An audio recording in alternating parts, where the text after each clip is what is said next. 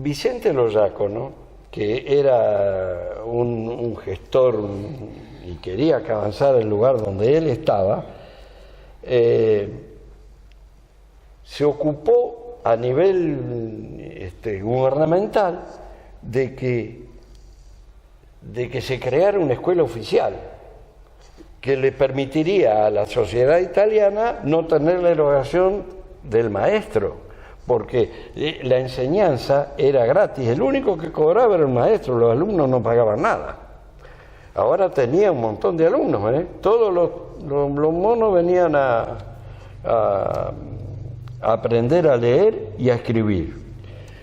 Cuando ellos lo trajeron a Orsolino, Orsolino sí tenía contactos con la docencia, porque él estaba contratado en otros lugares y había tenido contacto con gente oficialista.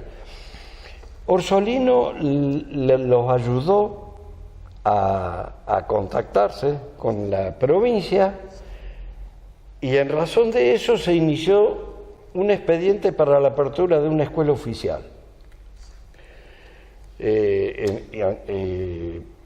Antes ya Orsolino seguía dictando su clase.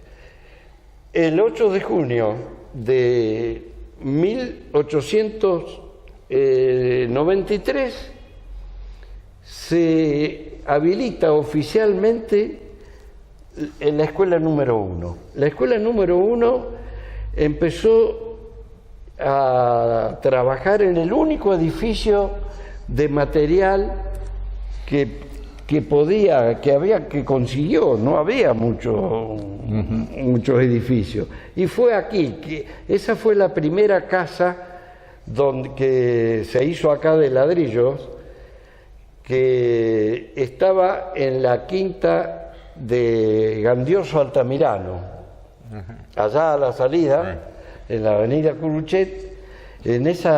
Ahí se hizo la primera casa de material y ahí comenzó a funcionar la municipalidad y el juzgado de paz y la escuela número 1.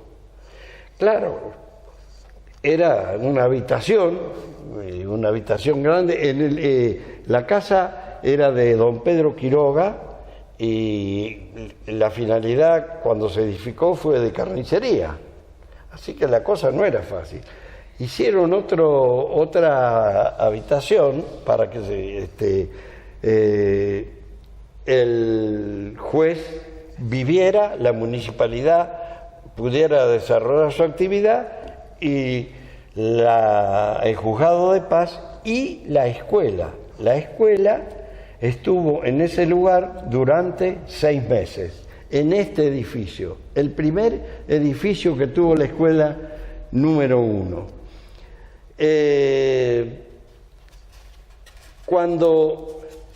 ¿Quién fue el primer maestro? El primer maestro, en razón de los problemas económicos que había de subsistencia, fue el mismo maestro que habían traído la sociedad italiana. Orsolino fue el primer maestro que tuvo la escuela, sin ser maestro, sin ser docente egresado de una escuela gubernamental. Entonces, la escuela se traslada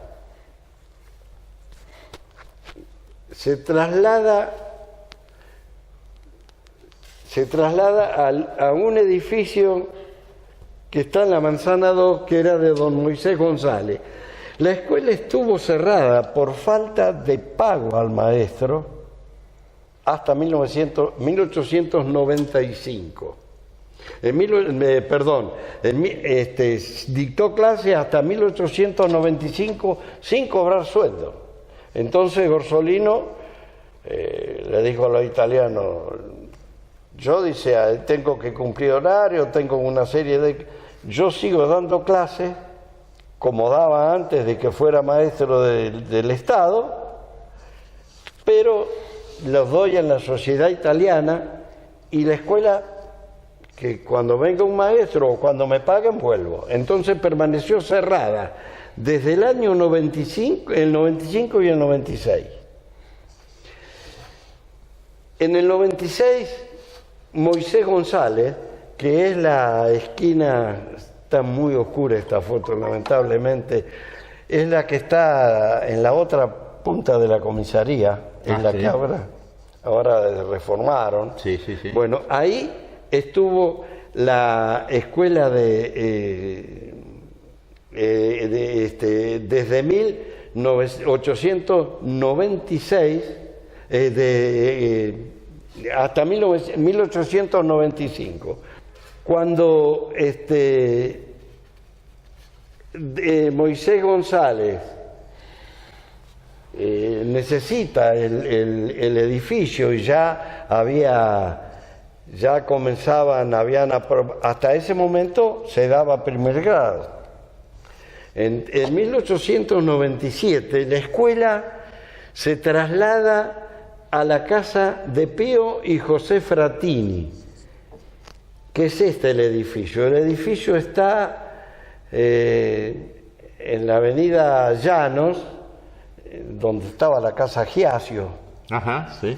frente a donde está edificando Carlito Ferreira, haciendo cruz con mi casa. Bueno, ahí empezó la escuela en 1897 y se comenzó a dictar primero, segundo y tercer grado. En 1895 la escuela era solamente para varones, cosa inusual. ¿Pero por qué era solamente para varones? Porque ya se había creado la escuela número 2, que hoy está en la estación, pero la escuela 2 se creó en donde está hoy Fortinacha, en Fortinacha. Ocurrió que cuando la escuela 2 se crea allá, acá prácticamente se quedaron sin alumnos. Entonces, en el 97 se dictaba en ese edificio de Fratini una acotación. Fratini, uno de los hermanos Fratini, fue el primer intendente que se eligió aquí en el partido de Arenales por la ley Espeña, en 1916. Esa propiedad era de él.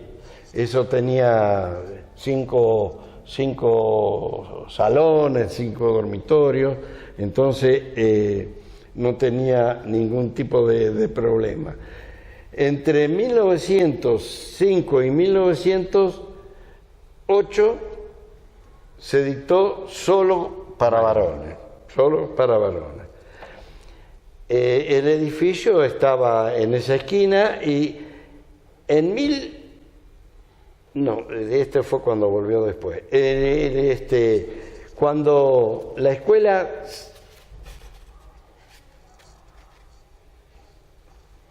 se va de lo de Fratini, en 1909 ya, se va a la casa de Tomás Manzárraga. La casa de Tomás Manzárraga es donde vivió Crisorio, donde hoy vive el Polilingua. Ajá.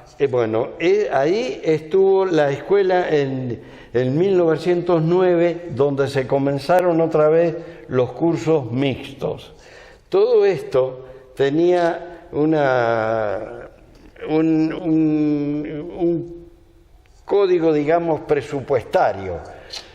¿Por qué? Porque cuando era de varones solo, el costo era menor que si eran mixtas, y las leyes de la provincia a veces no permitían que los cursos se dictaran juntos. Así que vos, para dictar primer grado, tenías que tener un maestro para los varones y un maestro para las mujeres. Entonces el costo era mayor. Todas esas cosas que ahora parecen tan raras, sí, en aquel tiempo no eran raras, eran normales. Bueno, la escuela estuvo ahí en el edificio, ese edificio que es de Crisorio, hasta 1925, en que volvió a la casa de Fratini, a la casa de Fratini. Ahí se comenzó en el año anterior se comenzó a dictar el cuarto y el quinto grado, y acá, en la vuelta, en 1925, se comenzó el sexto grado. Ahí se completó el ciclo que era de primero, segundo, tercero, cuarto, quinto y sexto grado. Ya la escuela número 1 era de primera categoría, digamos. No era fácil tener una escuela completa. Cuando la escuela en 1900 no tenía, andaba, digamos, cambiando todos los días de casa, lo que creaba un gran problema. Entonces la gente comenzó a preocuparse y empezó a gestionar ante las autoridades la creación de la edificación, de la construcción de una escuela. En 1929 se consiguió la apertura de un expediente para que se creara una escuela estatal propia. Surgió un problema. ¿Qué ocurrió? Los terrenos donde hoy está la escuela número 1 estaban escriturados en favor de la curia, de la iglesia, para la construcción de la iglesia, y era una cuestión que estaba hecha allá en 1889, en 1899, porque cuando se escrituraron para que... Y la iglesia estuvo ahí en una casa que estaba construida, en la casa del Turco, hasta 1900, en que un ciclón la derribó. Claro, exacto. Cuando derriba la iglesia, ¿qué ocurrió? La gente que estaba en el lugar de llano, digamos de la plaza que está frente a la iglesia, la gente de aquel sector era elitista. Entonces, lo primero que hicieron, formaron una comisión pro construcción de templo, sin que la gente de este sector, donde tenían los terrenos de la escuela, se enterara. Toda esa gente que estaba, los diáconos, todo la gente de aquel sector, hicieron todo de una manera increíble. Había un señor Álvarez, que era un fuerte comerciante, un mayorista importantísimo, que lo convencieron para que comprara los terrenos, 2 terrenos donde actualmente está la iglesia, todo sottovoce, nadie sabía nada. Cuando hacen el boleto, pero este hombre sí sabía, y los que estaban en esa comisión también hicieron el boleto de compra a Palacio en 1.000 pesos, que era una fortuna, 1.000 pesos en aquella época, de los terrenos donde está actualmente la iglesia, de los 2 terrenos, ante el escribano. El escribano se ve que alguien bocinó qué es lo que estaba pasando, y esta gente de este sector que tenían los terrenos, que querían que la iglesia se hiciera ahí, se creó un serio problema. Hubo manifestaciones públicas, una enemistad, estaban separados. La avenida que separa las 2 plazas se había constituido para los que estaban de este lado en territorio prohibido, y los de allá no pasaban acá. Parece mentira, pero hubo, hay, en donde yo fui donde a mí me indicaron, el profesor Prado, que era el tipo que me ayudó muchísimo, me ayudó a buscar, efectivamente, hay trascendidos de los encuentros que hubo, de las manifestaciones. Los de acá hicieron hasta una marcha de antorcha. La marcha de antorcha nocturna, protestando alrededor de la plaza en el sector de él. Claro, las plazas eran... No hemos cambiado mucho. No. Bueno, el asunto es que esta gente que consiguió, se fueron al obispado, a La Plata, a Monseñor Terrero, esto correspondía a La Plata, y le donaron los terrenos para la edificación de la iglesia, pero no es que se lo donaron de palabra, no, le llevaron la escritura, hicieron la escritura traslativa de dominio a la iglesia, así que le escrituraron los terrenos y el obispo, el obispo no estaría totalmente enterado. Acá no había prácticamente cura. No querían, hasta ese momento venían unos curas de Junín que no tenían caminos para venir. Así que tenían que ir hasta Saforcada, y de Saforcada, que era la única comunicación que había, venían en una carreta que tenía Grossi. Grossi era el que traía el pan, los diarios, las revistas, las traía de Saforcada acá, porque era el camino más corto. Era más corto que Junín, y Junín no tenía camino. El obispo agradeció macanudo, y bueno, el obispo autorizó la creación de ya estaba creada la comisión pro templo, la bendijo, y estos tipos, claro, quedaron con esta gente como el demonio.